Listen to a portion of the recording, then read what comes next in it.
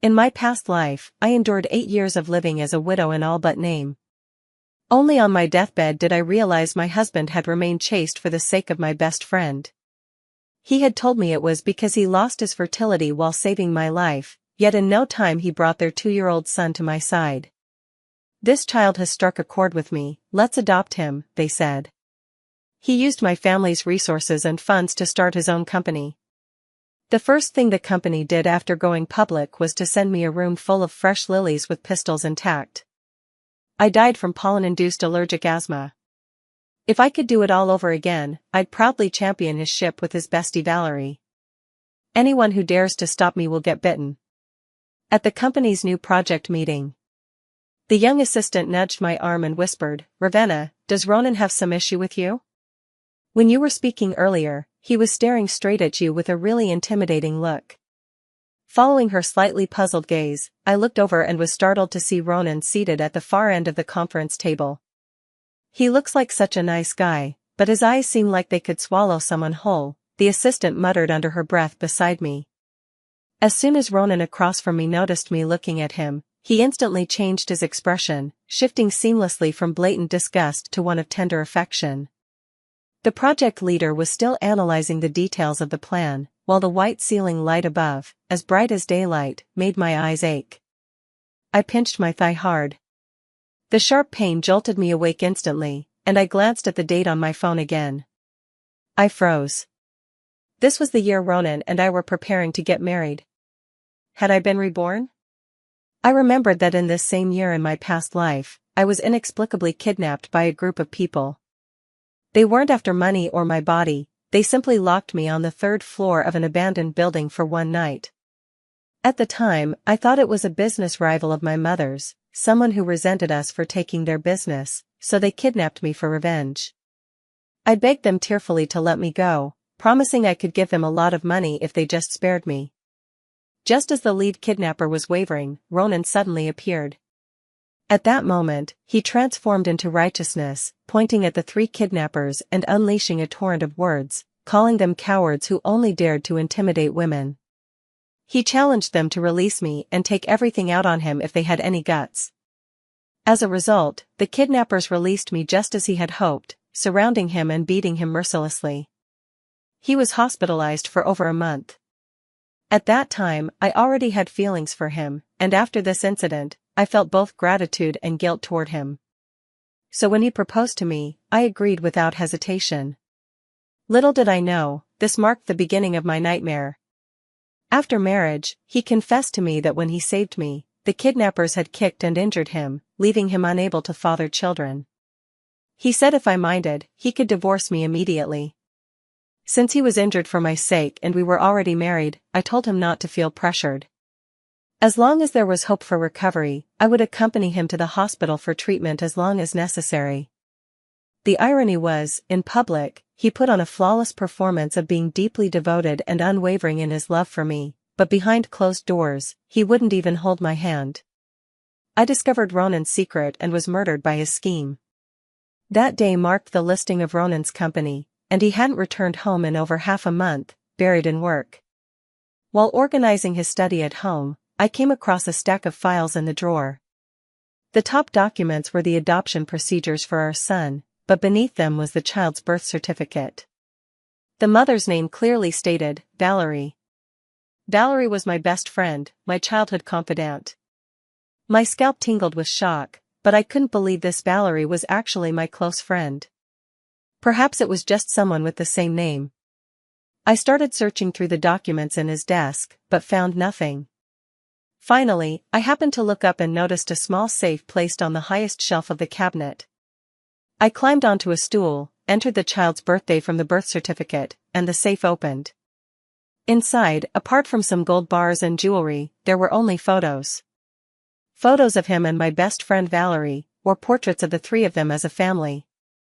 Judging from some of the older photos, their relationship even predated our marriage. One photo, showing Valerie in a wedding dress, had "beloved of this life, inseparable in life and death" written on the back, in Ronan's handwriting. My mind went completely blank, unable to think, and my whole body trembled. It took almost all my strength just to crawl down from the chair. One was my husband of 8 years, the other my best friend whom I'd known for over 2 decades. How laughable, how pitiful. Yet before I could even confront this wretched pair, the next morning I discovered the entire house filled with fresh lilies whose stamens hadn't been removed. I suffer from allergic asthma, triggered by pollen.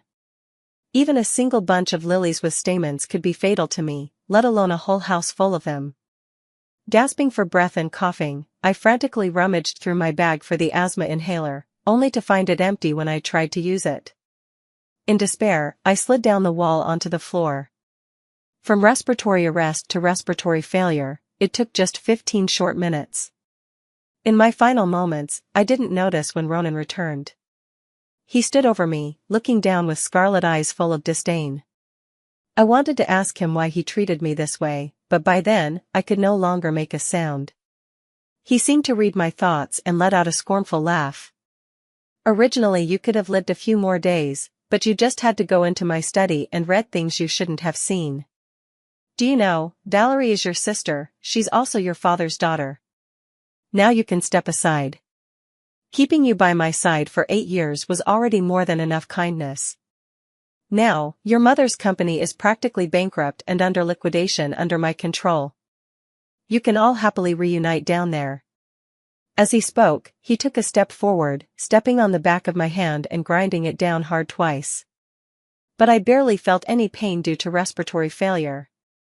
These 10 years with you have been so suffocating I'm about to go mad. You treated me like a dog just because your family has some filthy money, and your condescending mother disgusts me the most. Now let her, with her white hair, bury you, her black-haired child. Let's see how long that old woman, who's been drugged by your father for over a year, can still struggle. Gradually, I could no longer make out his words as my consciousness blurred. All I could hear was his near-hysterical laughter. For 8 years, I worked hard for him, pouring almost all my resources into supporting his business ventures and paving his way in the commercial world. To prevent business associates from saying he rose to success by relying on a woman, I willingly stepped back into domestic life once his company stabilized, devoting myself to raising our adopted son. And this son actually turned out to be his child with another woman. Everything I did only resulted in him scheming to kill me and bankrupt my mother's company. How I despise him. Ravenna, what are you thinking about? Ronan's deliberately softened voice sounded by my ear. I didn't notice when the meeting had ended, leaving only Ronan and me in the vast conference room. As I looked at the handsome yet cunning man before me, a suffocating wave of hatred washed over me like a tidal wave. I couldn't wait to exact my revenge on him right then and there. But, it was far too easy for him. In this second life, I'm going to alter the original storyline. I refuse to have any connection with him again. Neither he nor Valerie will ever get the chance to leech off me anymore. And my scumbag dad, I'll help my mom kick him out too. In his previous life, Ronan cared most about his pride, reveling in the feeling of being superior. Then, he won't get any of that anymore. The only thing I can grant him is to let him stay with my best friend, Valerie, forever. I smoothed the stray hair by my ear and replied lightly, I've thought about it, we should call off the engagement. Ronan, who had been putting on a show of tenderness, instantly changed his expression. Ravenna, what are you saying? Didn't we agree that you'd go home next Monday to secretly take your household register for marriage? And then we'd confess our marriage to your mom after getting the certificate? The abacus beads almost hit me in the face. In my previous life, my mother disapproved of our marriage, but with his encouragement and my father's cooperation, I successfully got the household registration book and married him. My mom doesn't approve of us. I would never marry a man she doesn't accept. Ravenna, are you afraid I'll betray you in the future? I swear to you, I'll love only you for the rest of my life and treat you well forever. Isn't your mother's wish just to find a man who treats you well? Though impatient, he deliberately lowered his voice, afraid that his colleagues outside might hear about our relationship. At work, he always pretended we were just ordinary colleagues, building an image of himself as a capable and shrewd elite man, fearing others might say he was living off my success. To showcase his competence in front of everyone, he would deliberately oppose my decisions or provide what he believed to be better suggestions during meetings. As a result, he had quite a few followers at the company, and through his subtle hints, many even believed that as a manager, I was inferior to him, the head of the marketing department. Some colleagues even bluntly remarked that without him as my right-hand man, I might not have achieved any results at all. He gazed at me with hopeful eyes, eagerly awaiting my affirmative answer. I lifted my left hand and glanced at the engagement ring on my middle finger, its tiny diamond barely a carat, and let out a derisive scoff. My grandfather was the founder of Blackwood Group in City A, my mother serves as the CEO of the corporation, and my cousin currently holds the position of marketing director at the company.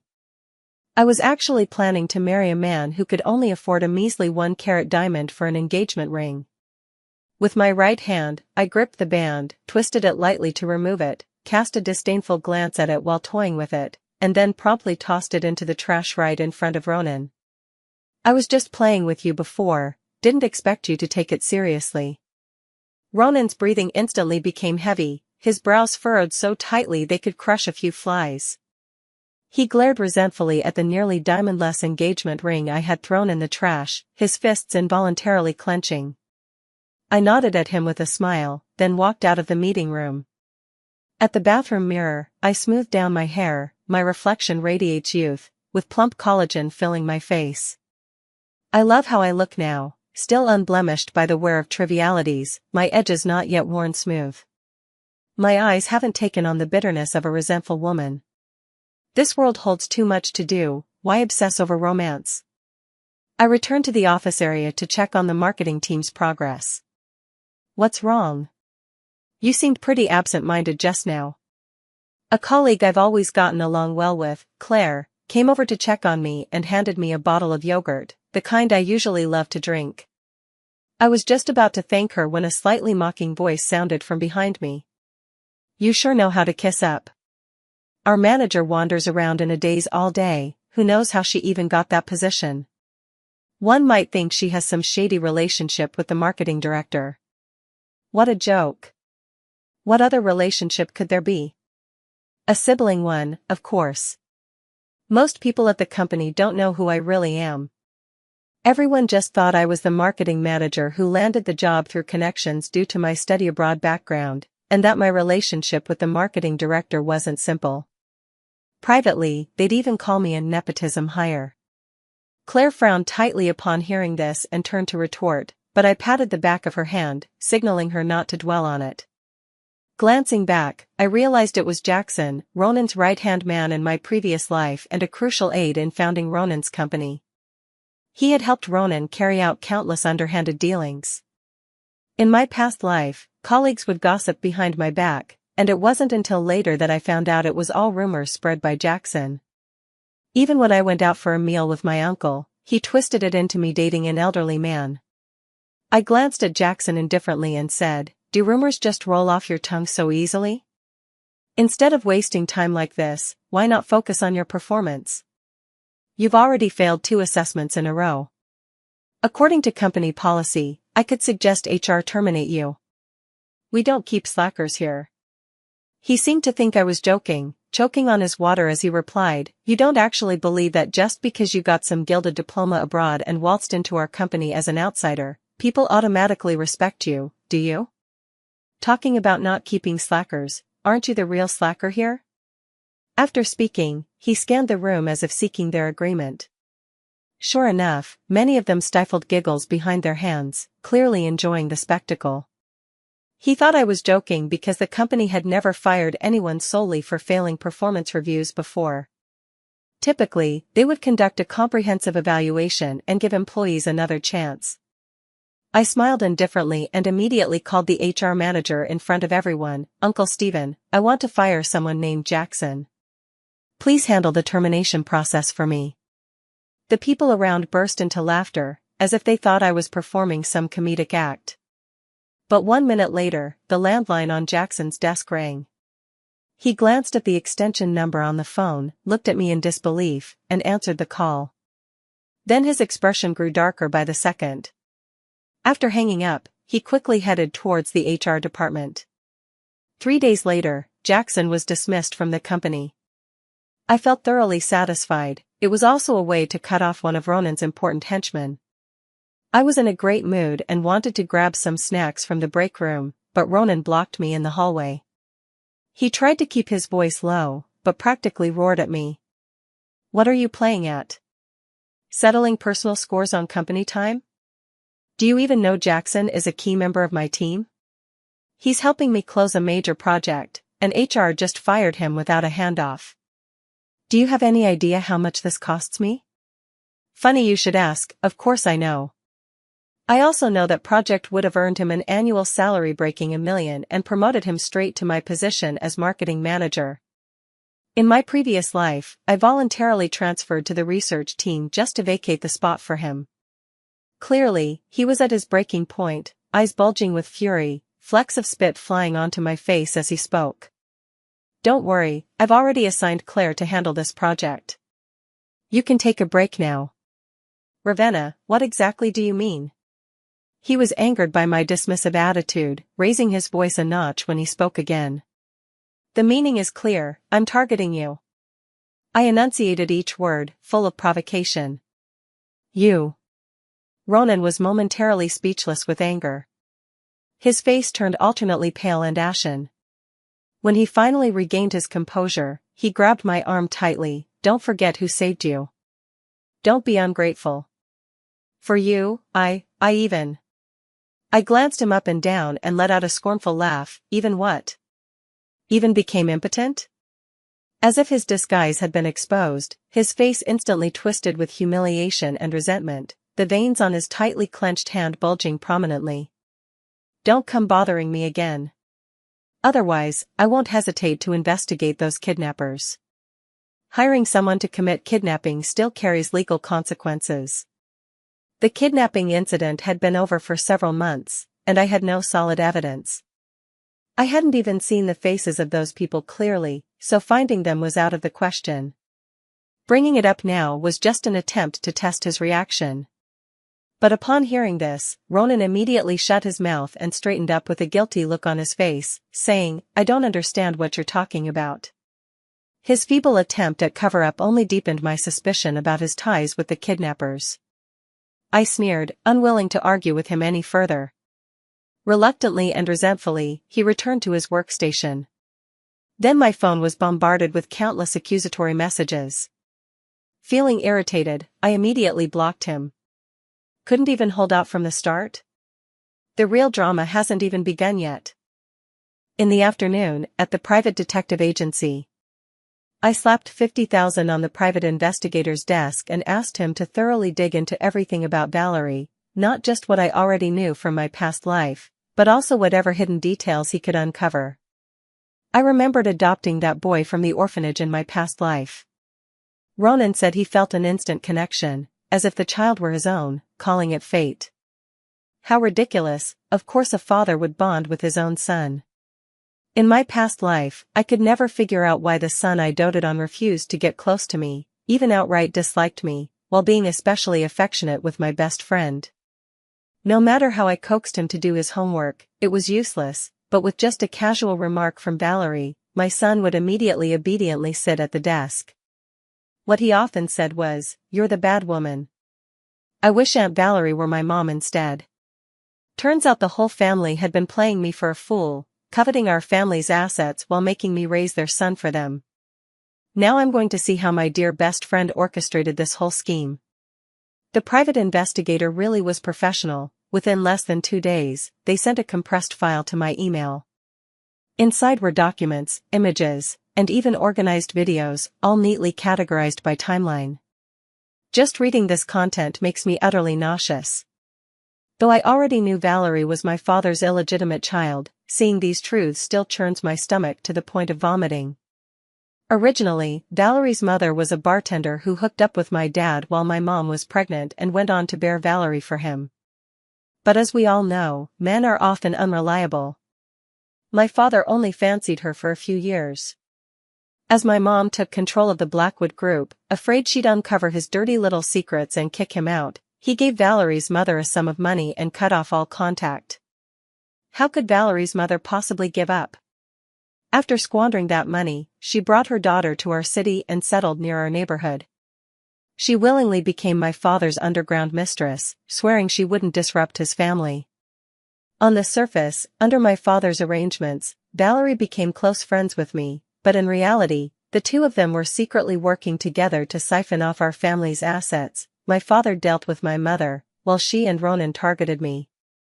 The more I read, the more horrified I became, cold sweat breaking out in layers on my palms. While I was still going through these documents, my phone rang. It was a call from the private detective. Ravenna, there's a very interesting discovery. It's highly possible that Valerie isn't actually your father's biological child because we just found her mother's legitimate boyfriend at the time. Check your phone, I've sent you a photo. I opened the photo. It was presumably an image of Valerie's mother and her boyfriend. Damn. Valerie looks at least 80% like that guy, especially those upturned eyes and big nose, practically identical. Might as well skip the paternity test. Suddenly, I recalled the last words Ronan spoke to me before my death in my previous life. My father would not hesitate to use me as a stepping stone for Valerie, even going so far as to drug my mother and strip her of power. So what happened to my mother afterward? After my death, my mom would surely be devastated by the loss, especially since she's been taking the medication my dad arranged for over a year. At this thought, my heart ached bitterly. I forwarded this ridiculous content to my mom, fully convinced that my dad would be left with nothing but his underwear. But little did I expect that the very evidence meant to leave my dad penniless in the divorce would end up cementing the marriage between Valerie and my dad. But that's a story for later. Suddenly, I wanted to visit the apartment I had lent to Valerie. Doing the math, her son should have been born by now. Valerie had been staying in one of my apartments in the southern suburbs. In my past life, she had always pleaded poverty, and since I truly didn't need that particular property, she never moved out, not even after I died. I drove directly to the neighborhood where the apartment was located, then went to the property management to register the owner's ID and obtain the spare key to the apartment. Although I was mentally prepared, the moment I opened the door, I was still shocked. Ronan was sitting on the sofa wearing light gray homeware, holding a 2- or 3-month-old baby in his arms. Valerie, holding a breast pump, had just sat down on a chair and was about to lift her shirt. On the cabinet below the TV sat a family photo of the three of them. The foul smell in the room made my head spin. The noise at the door made both of them look up at me simultaneously. Once they saw clearly who it was, their expressions changed drastically, and the breast pump in Valerie's hand fell to the ground. Ravenna, what brings you here? She couldn't suppress her panic, her voice trembling slightly. Ronan gently placed the baby in his arms onto the nearby rocking crib and stood up, looking at me in confusion while nervously rubbing his palms against his pants. Guiltily avoiding my gaze, he muttered to the floor, your friend's baby suddenly fell ill, and she panicked and called me. Since it was for you, I came to check. Ravenna, don't overthink it. Valerie quickly nodded in agreement. Listening to this absurd explanation, I laughed until my stomach hurt. I reminded him, Ronan, did you forget? According to the script you've been acting out, the two of you haven't even met yet. I never introduced Valerie to you. What, have you gotten confused from too many scripts? Ronan's face turned pale, then flushed, and he stammered for a long time without uttering a single word. I turned to Valerie, whose face was just as pale. Her eyes were red, delicate and fragile, like a pitiful white lotus that had been wronged. Ravenna, listen to me, it's not what you think. Fine, then explain it to me properly, what exactly is going on? I leisurely crossed my arms and watched her with amusement. I gave her a chance, but instead of speaking, she just stammered, fidgeting with her fingers, her face full of embarrassment. I didn't have time to watch her continue this act. Get out of my house as soon as possible. If I still find anything left here in a couple of days, then sorry, but it'll all end up in the dumpster. Ronan stepped in front of me, trying to stop me, but his mouth hung half open, unable to utter a word. Get out too, don't try to be clever in front of me. Right now, you're no better than trash in my eyes. I yelled at Ronan. With that, I slammed the door and left. Behind me came Ronan's urgent cries of Valerie. I guessed he must have fallen or fainted. Early the next morning, Valerie showed up at my house looking disheveled. My father happened to be there, and a fleeting panic crossed his face when he saw her barging in. "Valerie, what brings you here?" Dad, seeing me come out of the room, she quickly corrected herself. "Uncle, I came looking for Ravenna." She suddenly took back the apartment she lent me and asked me to move out. "I can't find a place to stay at such short notice, so I was hoping to beg her for a bit more time." She put on a pitiful look and stared at my father. Upon hearing this, my dad immediately grew furious and demanded of me, "Are you that desperate for the money from one apartment? Valerie was living there just fine, how could you decide to sell it off so abruptly?" Watching my father's face flush red with anger, I couldn't help but wonder what expression he'd have if he knew this daughter wasn't his own. The thought alone amused me, and I couldn't suppress a smile. "Answer me. How can you be so cold-hearted toward a friend at such a young age? That apartment is only worth a few million, what's the harm in letting Valerie live there? If you need money, just go whine to your grandpa or ask your mom for it. Shame on you, you two grew up as best friends." My father's face had turned the color of liver in anger. "Dad, if outsiders didn't know better, seeing you defend her like this, they'd think she was your secret illegitimate child," I said with a mischievous grin.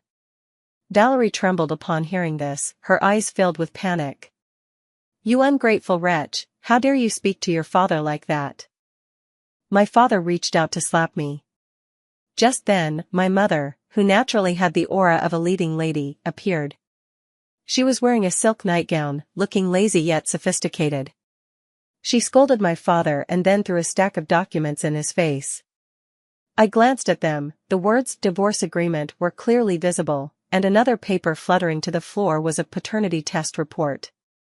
My father picked up the paternity test first, glaring at me fiercely. However, after seeing the conclusion stamped in red, his gaze shifted from me to Valerie. He seemed disbelieving, flipping through the report several times. Then he stared intently at Valerie's face, as if searching for confirmation in her expression. Finally, he let out a furious roar and punched Valerie in the face. Haha, he must have discovered that this woman isn't his biological daughter. Valerie fell backward onto the floor with nothing to cushion her fall. She picked up the report my father had thrown on the ground, glanced at it, and froze on the spot. My father dropped to his knees at my mother's feet, slapping his own face as he begged for her forgiveness. My mother gestured to the butler standing in the middle of the living room, instructing him to throw out all of my father's belongings. My father tried to stop the butler from tossing his things while simultaneously reaching for my mother's hand. She kicked him square in the chest, sending him sprawling onto the floor. My mother patted the spot where my father had touched her and said, "You deal with the rest." Without looking back, she went into the bedroom and closed the door. Truly my mother, a decisive woman in business, no exception when it comes to relationships. My father scrambled on his knees to knock on the bedroom door, pleading tearfully for my mother to open it. Valerie finally snapped out of her earlier shock. She slowly rose to her feet, met my eyes with a level gaze, and smirked disdainfully. Apparently realizing that the truth was out and there was no way to hide it, she simply tore off the mask. "Ravenna, you're not entirely stupid after all. After playing you for so many years, it's not too bad that you finally caught on." She finally tore off her disguise, baring her fangs like a predator, which was actually somewhat thrilling. I waited for her to unleash her ultimate move without responding. "Didn't you love Ronan to death? Well, guess what? He loves me. A mere flick of my finger, and he'd dump you in a heartbeat." I frowned. Was this her so-called magic attack? Just this? Seeing my stern expression, she thought she had gotten to me and grew even more smug. "Ravenna, since elementary school, I've had you wrapped around my finger, and now is no different. If you kneel and beg me, I might let you have Ronan, but whether he'd choose you, I can't guarantee." All she ever talked about was Ronan. I thought she had some extraordinary tricks up her sleeve. I grew impatient and urged her, "Say it all at once, so what happened next?" Valerie's expression froze. She probably didn't understand what I was trying to get her to say. Oh. I get it now. Her trump card was Ronan. What a ridiculous bluff. Then I'll think about it, I said with a grave look. Since she assumed I couldn't live without Ronan, I didn't mind letting her grow even more arrogant. Seeing my expression, Valerie thought she had me under control. She snorted lightly through her nose, then glanced at my father, who was still sobbing on the ground, and spat dismissively. All idiots, the whole lot of you. She then gave me another sidelong glance and said, well, I won't be moving out of the house just yet. With that, she swayed her hips and left. I stepped on the paternity test report with my foot and smirked. Fine, if you won't move out, then I'll just have to sue you for trespassing. Ronan hasn't been doing too well lately. I've been cold to him all the time, and his colleagues at the company have started looking at him with strange gazes. With several of his confidants already dismissed, his position in the company became increasingly untenable. I also deliberately began distancing resources from him, simultaneously promoting Claire to be the head of the marketing department, sharing equal authority with him. Claire's abilities were no less than Ronan's. In fact, she was even more capable. A graduate of a top-tier university, she had single-handedly shouldered the marketing department's responsibilities in my previous life after Ronan and I left. The reason I hadn't severed all ties with Ronan yet was to play a longer game and reel in a bigger catch. His professional setbacks made him even more insecure. Especially after I assigned the last major project to Claire instead of him, his resentment toward me only deepened. He secretly contacted Jackson, who had already been dismissed, and wanted to start his own business again. Coincidentally, they ventured into the same new energy company as in their previous life. He began paving his own path, secretly reaching out to several of Blackwood Group's cooperative clients, attempting to glean information from the responsible parties about potential future collaboration. This is actually a major taboo in the industry. In the previous life, no one made an issue of it because Blackwood Group tacitly allowed his actions and didn't pursue the matter. But now things are different. These clients are companies that have collaborated with Blackwood Group for years, some even for over 2 decades. Soon, the matter reached the ears of the top executives. However, I begged my cousin to temporarily keep this matter under wraps, waiting to settle all accounts together after autumn. During this time, Ronan seemed to have completely changed his attitude toward me. He no longer cared whether people in the company would suspect him of being a freeloader. Openly, he showered me with affectionate attention, bringing me breakfast, delivering fruit, or even personally queuing up to buy afternoon tea for me. These were luxuries I never experienced in my past life. Every day, he lavished me with sweet words and gestures, while I responded with indifference. Meanwhile, I quietly removed his authority and resources, all while instructing the company's integrity department to scrutinize his expense reports, income, and financial transactions. When I saw the investigation results, I was shocked once more. His audacity knew no bounds. Taking advantage of our relationship, he had secretly embezzled an untold amount of company funds and gifts. Indeed, he has always positioned himself as the company's prospective son-in-law, so accepting these gifts probably felt no different than taking from his own family. It seems he and my dear younger sister will reunite in prison. Though they took different paths, they've arrived at the same destination. After sending me breakfast for a month, Ronan finally asked if I could lend him $30 million for a startup. What? Were those breakfasts gold-plated, worth $30 million a month?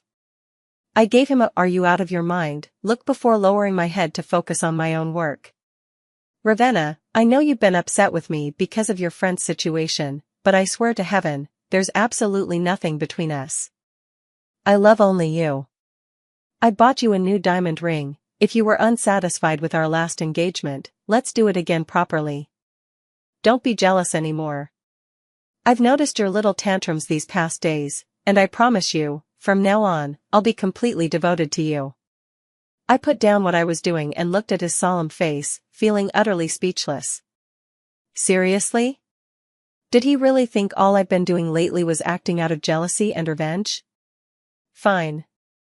Then first resign from your position at the conglomerate, assemble a team, and start as soon as possible. Really, Ravenna?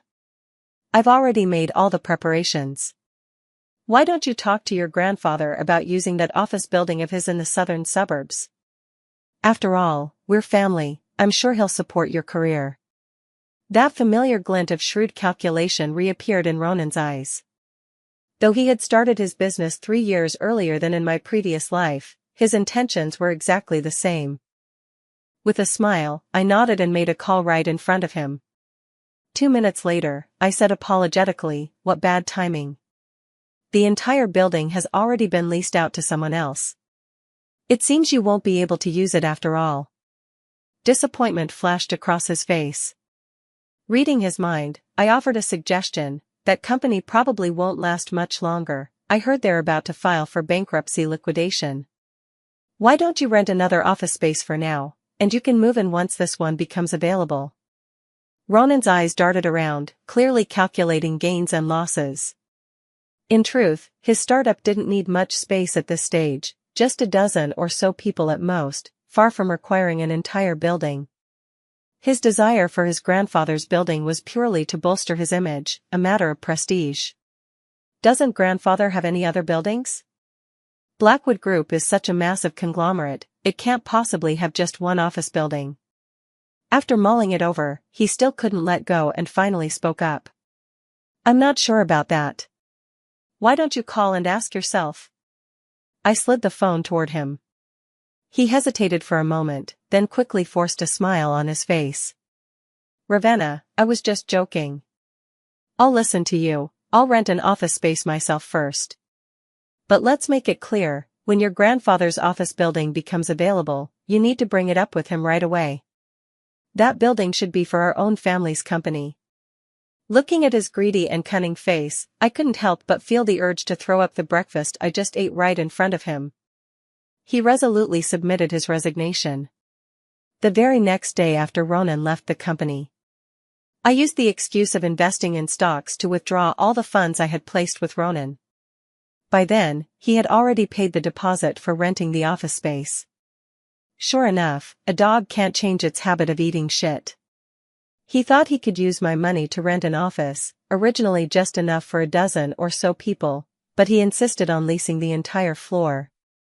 That floor could fit hundreds of workstations, and it was in the prime location of a top-tier office building. When he signed the contract and needed money, he found all his cards were empty and rushed to the company looking for me. But now he's no longer an employee of Blackwood Group and couldn't get in at all. I waited until after work before going out. He urgently stopped me and asked, "Ravenna, why are all those cards empty? You should have told me before using them." I was utterly shocked by his shamelessness. That was my own money. Why should I need to inform him? Still, I patiently explained, a friend has an insider investment opportunity with double returns. I just put the money in temporarily to grow. It won't take long, and the balance in your cards will double too. Is that so? Ronan was overjoyed. He never doubted my words about investments, especially since it was backed by the Blackwood Group. Doubling that amount of money was no issue at all. What about the rent for the office? He asked tentatively, looking at me. Figure it out yourself first. My money should return with interest in about 2 months, and I'll give it all to you for your startup. Besides, won't your company be mine too in the future? He seemed to finally be getting the commitment he was waiting for and nodded happily. Just then, the phone rang. He glanced at the caller ID and quietly declined the call, then gave me an apologetic look. Ravenna, the company is just getting started, and I still have a few employees to interview today. I can't spend time with you right now. Go ahead with your work. I've made plans to have dinner with a friend. I waved at him understandingly, pretending not to notice that it was already past working hours. Hearing this, he let out a slight sigh of relief. After waving back, he promptly got into the $1 million luxury car I had bought for him and sped away. I watched the high-end business car disappear into the distance, lost in thought. Even as a used car, its value holds up exceptionally well, at least enough to trade for 2 designer bags. I need to get it back as soon as possible. 2 months, then another 2 months. Ronan kept urging me to get married, pressing me to withdraw the investment money as soon as possible, but not a single cent had materialized. He kept pressing me to get married, so I said my mom didn't agree. Basically, I wanted to mess with him. I heard part of the money he used to start his company came from Valerie, and the rest was borrowed from a lending firm. The interest rates from the loan company were exorbitantly high, so he begged me to withdraw part of my investment funds to help him repay the debt. I casually replied, "It's all gone, not a penny left." "How is that possible?" "Even if there's a loss, you could still salvage part of the principal." "Are you lying to me?" Ronan's face was flushed with anger, suspicion evident in his eyes. I had no intention of humoring him any longer, not even bothering to feign politeness. "Who knows? But the loss has gone negative. Check the accounts yourself if you don't believe me." It was absurd. How could he verify anything when he didn't even know what I had invested in? With no other options left, he turned to selling his car. The money, though just a drop in the bucket for his current predicament, at least offered a momentary reprieve. His idea of selling the car perfectly aligned with my plan. The car was mine, but he had the right to use it. Selling the car would definitely require my presence, so the money from the sale went into my account. That same night, I boarded a flight abroad for a getaway with the $700,000 from selling the car in my pocket. It was over, time to close the net. After returning from my half-month trip, I had a big surprise prepared for Ronan. Wasn't Ronan always claiming that Valerie was his true love? In my past life, while building his own career, he never forgot to pave the way for her. I wonder if he would still love Valerie if he knew she wasn't my father's biological daughter and had no chance of entering our family forever in this life. I was still thinking about how to make this revelation more exciting for Ronan. Unexpectedly, Valerie handed me the opportunity on a silver platter. Since she was still squatting in my apartment and refusing to move out, I had my lawyer send her a formal notice first. But instead of responding properly, she took that legal letter and confronted me right after work. The company building has a spacious ground floor with shops and bustling pedestrian traffic. So this was her attempt to humiliate me in public. "It seems you didn't take my words seriously that day. How dare you send me this?" Valerie threw the lawyer's letter directly in my face, while Ronan, somehow, showed up right beside her. "You're saying you want to trade this for my house?" I glanced at Ronan standing beside her and chuckled. "Who are you calling an object?" Ronan snapped angrily. "Oh, sorry, then you're not a thing." I shrugged and casually apologized to him. Valerie stepped forward, blocking Ronan. "I know you like him, and this tantrum of yours is just jealousy. I can step aside and leave him to you, but on the condition that you transfer the apartment I live in to me, plus give me $5 million. Who do you think you are to make deals with me?" I couldn't be bothered to waste words on her and tried to move past her, but she stretched out her arm to stop me. "This is your last chance. Otherwise, I'll never let go of Ronan." I looked at Ronan. Wasn't he the least bit annoyed at being passed around like an object? Apparently not. He even seemed rather proud, probably thinking the two of us were fighting over him. "Ravenna, I want to tell you, Valerie is actually your sister. If you don't believe me, you can go home and ask your dad. There's no need to fight over me. Just give her the house and money, it's barely a drop in the bucket for you anyway. From now on, I'll be completely devoted to you. All these days, you've been humiliating me on purpose just to win me back, haven't you?" Ronan thought I was just throwing a tantrum out of jealousy. My understanding of his shamelessness reached new heights. "Oh? Didn't she tell you? Her mother was a hostess, and her father's name is unknown, but he definitely has zero connection to my family. Valerie even personally saw the paternity test results." Having said that, I stared intently at Ronan, not wanting to miss the dramatic display on his face. Sure enough, his expression shifted from shock to disbelief, then to suspicion, and finally to fury. He grabbed Valerie's arm and demanded, "Is what she said true?" Valerie struggled to break free from his grip, crying, "Ronan, you're hurting me. Let go." The two of them began to argue, which quickly escalated into a physical scuffle, one accusing the other of being scheming and money-obsessed, while the other scorned the former as selfish and inconsiderate. The crowd of onlookers grew larger, and I quietly slipped away. Of course, the drama was far from over. It wasn't long before both of them received court summons. Ronan was sued by Blackwood Group for embezzling company funds and leaking trade secrets during his employment. Valerie, on the other hand, was sued by me for unlawfully occupying my home.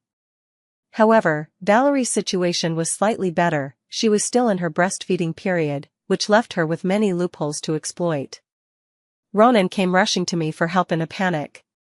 He banged on my door so loudly that if it weren't for fear of disturbing the neighbors, I wouldn't have wanted to see his face again. When I opened the door, he immediately fell to his knees, his posture and expression almost identical to my father's. "Ravenna, please help me. I was deceived by that bitch Valerie. She manipulated me, said you were naive and easy to fool. She arranged for your kidnapping and made me play the hero. It was all her doing. I'm being sued by the Blackwood Group, and I'll go to jail. Ravenna, please beg your mother to intervene. She can save me. I truly loved you, but your father and Valerie twisted my mind. Your father couldn't stand being controlled by your mother, it was their plan, not mine. Ravenna." He was already kneeling on the ground, weeping uncontrollably, his shoulders heaving violently, his emotions evidently overwhelming. "It's already a criminal case now, and even my mother can't protect you. Besides, it was me who reported it to the company in the first place." "What?" Ronan suddenly knelt upright, looking at me with utter disbelief. Suddenly, he screamed madly, "Ravenna, did you already know about my relationship with Valerie? Was all this planned by you?" "Obviously. I've always made it clear, it's just that he was too confident. Why did you have to ruin me like this? Are you satisfied now that I've lost everything?" He glared at me fiercely, his eyes growing colder by the second. There was a murderous glint in his eyes that frightened me. I retreated quietly to the door and pressed the security button on the wall-mounted intercom. If he lashed out in desperation, it would be over. He sneered, "Ravenna, you're determined to destroy me, aren't you? I should have realized it earlier, when you fired my assistant and took my projects away. But since you won't let me live, don't expect to get off easy either." Ronan's eyes grew increasingly bloodshot, nearly bulging with rage. I thought to myself, this is bad. With a twisted grin, he stepped closer and closer until his unnerving face was almost pressed against mine. Then, clutching my chin with one hand, he pulled out a spray bottle with the other and tried to force it into my mouth. I kicked at his groin while covering my nose and mouth, then threw myself to the floor to block the door, buying time. After half a day of struggle, the security guards downstairs finally rushed to us and pinned Ronan, who was pressing a spray bottle against my mouth, to the ground. Later tests revealed that the spray contained a high concentration of pollen that could cause severe allergic reactions. This was attempted murder, and combined with his previous crimes of embezzling company funds and trading corporate secrets, it was enough to land him a decade or more in prison. As for Valerie, because she was in her lactation period and a single mother, although the court sentenced her to 2 years, the sentence was suspended for 2 years. I heard that my father went to confront her many times, demanding that she return all the money and gifts he had given them over those years. Because my father had been kicked out by my mother with almost nothing left to his name, and thanks to my mother's influence, no one dared to hire him again. Of course, he wasn't particularly competent either. His previous executive position at Blackwood Group was just a nominal one. At best, he might barely qualify as a security guard. I thought things would end here. However, a twist occurred that utterly shocked me. Valerie certainly didn't have the money to pay my father, and since Ronan's release from prison seemed indefinitely delayed, she directly married my dad, choosing to resolve these debt conflicts internally.